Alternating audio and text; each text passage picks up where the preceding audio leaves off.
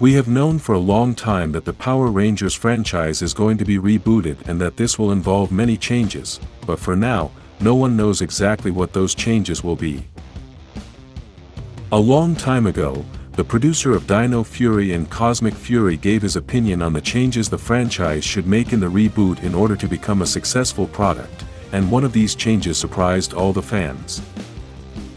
The producer said that the franchise should move away from tokusatsu, and although this includes many things, there is one specific thing that may be the change he is referring to.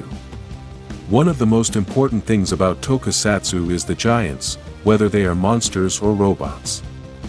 Since the beginning of Power Rangers, the franchise has used scenes from Super Sentai, and this includes scenes with the Zords. This is possibly one of the things the producer is referring to when he talks about moving away from tokusatsu, as these scenes have always been a dilemma. Although the producer was referring to the fact that the general public will not understand the theme of giants, the reality is that these scenes have always been a problem for the franchise, and I will explain why.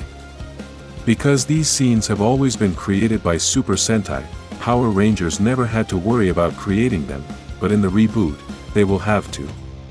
Another dilemma in creating these scenes is the cost and how complicated it can be, as they will have to use high-quality CGI. This is very complex since they will have to invest a lot of money and create spectacular designs, as quality is not the only important factor. For many years, the Megazords were represented by people filming in robot suits, and although this worked for a long time, it no longer works today. That's why they have to use CGI, but quality can be a serious problem, as we saw in the special episode. Although the design and animation of the Zords was spectacular, we cannot say the same about the Megazord. We all know that the animation of this giant robot was terrible, and this is obviously due to the low budget for that special episode. This cannot happen in a series aimed at a more mature audience, as the series will become a comedy rather than a serious story. I think the best example of quality for the Zords is the 2017 movie, as we saw perfect animation and spectacular quality there. Despite this, as I said before, quality is not the only important thing, and this was the mistake they made in that movie. The design of these Zords was terrible, and although the animation was perfect, the reality is that both things are equally important. Prime One Studio, a company dedicated to creating high-quality collectible statues, has released the new Megazord that they will be creating very soon.